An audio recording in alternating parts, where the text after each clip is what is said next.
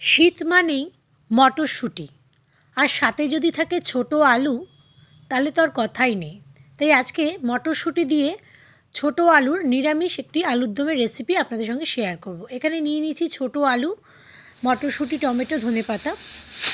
আলুগুলো আমি প্রেসারে সিটি মেরে নিয়েছি। আমি প্রায় 7-8টা সিটি মেরেছি। সিটি মারার পর সমস্ত আলুটা ঠান্ডা করে নিয়ে গরম জল থেকে ঠান্ডা করে নিয়েছি। তারপরে আলুর খোসাগুলো এক এক করে ছাড়িয়ে নিচ্ছি। সমস্ত আলুর খোসা কিন্তু আমি ছাড়িয়ে নিয়েছি, ছাড়িয়ে একটি পাত্রে রেখে দিয়েছি।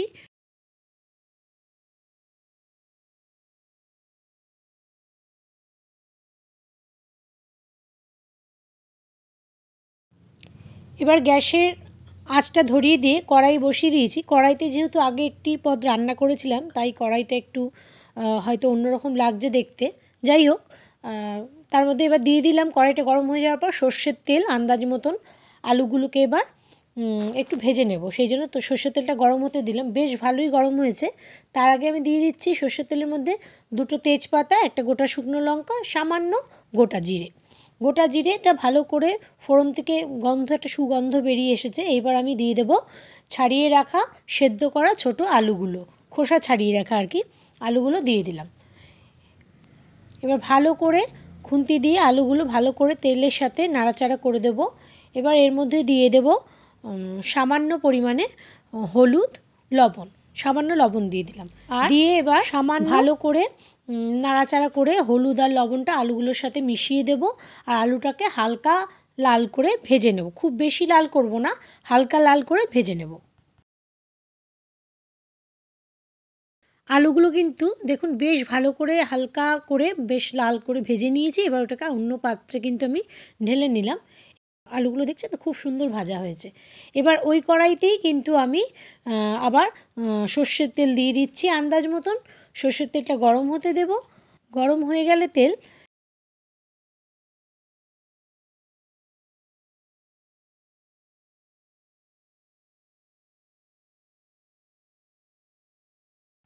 তেলটা কিন্তু গরম হচ্ছে। এবার এখানে আমি একদম শুকনো কারি পাতা, যেটা আমি হাতের মধ্যে গুঁড়ো করে নিয়ে কিন্তু ফোড়ন দিয়ে দিলাম।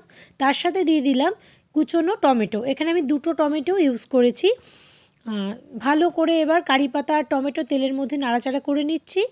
এইবার এর মধ্যে দিয়ে দিচ্ছি চেরা কাঁচা লঙ্কা। 7-8টা কাঁচা লঙ্কা এখানে আমি ব্যবহার করেছি। ভালো করে আবার নাড়াচাড়া করে দিচ্ছি তেলের সঙ্গে।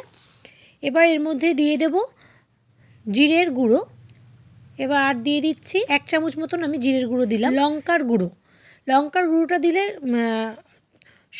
যে কোনো সবজির রঙও সুন্দর হয় এবং স্বাদও কিন্তু হয়। আর তার সাথে দিয়ে দিচ্ছি হলুদ গুঁড়ো। সবই নিজের আন্দাজ মতনই দিয়েছি আমি। ভালো করে তেলের সঙ্গে মশলাটা নাড়াচাড়া করে দিন। এবার দিয়ে দিলাম এখানে একটি ভাজা মশলা, ধনে আর গোটা শুকনো লঙ্কা শুকনো কড়াইতে ভেজে নিয়ে সেটা গুঁড়ো করা ছিল আমার কাছে, সেই মশলাটাই আমি এখানে 1 চামচ দিয়ে দিলাম। তার সাথে দিয়ে দিলাম সামান্য জল দিয়ে সমস্ত উপকরণগুলো ভালো করে কষে নেব।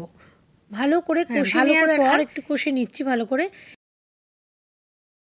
এবার দিয়ে দিচ্ছি মটরশুঁটি দিয়ে দেওয়ার পর তারপরে এটাকেও ভালো করে মশলাগুলোর সাথে নাড়িয়ে চাড়িয়ে নেব, ভালো করে নাড়াচাড়া করে নেব। ভালো করে নাড়াচাড়া করার পর এইবার এর মধ্যে দিয়ে দেব ভেজে রাখা আলুগুলো।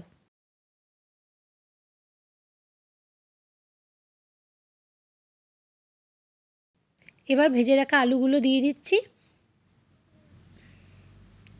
এবার ভেজে রাখা আলুগুলো দিয়ে ভালো করে আলুগুলো মটরশুঁটির সাথে আর সমস্ত রকম যে মশলা আছে যেটা কষলাম আর কি, সবার সাথে ভালো করে মিশিয়ে দেব। মিশিয়ে এবার আলু দিয়েও ভালো করে আর কিছুক্ষণ কষিয়ে নেব। সমস্ত আলুটা কিন্তু ভালো করে মশলার সাথে কষানো হয়ে গেছে। এবার দিয়ে দিলাম আন্দাজ করে লবণটাও আলুর সাথে ভালো করে মিশিয়ে দিচ্ছি। এরপর দিয়ে দেব গরম জল এখানে আমি ইউজ করলাম। গরম জল ইউজ করলে কিন্তু সবজির স্বাদ আরও বেশি ভালো লাগে, সেই জন্য এখানে গরম জল ইউজ করে ভালো করে নাড়াচাড়া করে দিচ্ছি আলুগুলো। আমি এখন একটু লবণ ব্যবহার করলাম। এবার আমি দেখে নেব জল দেওয়ার পরে যে আরও লবণ অ্যাড করতে হবে কি না। যদি মনে হয় অ্যাড করতে হবে তাহলে লবণ অ্যাড করব।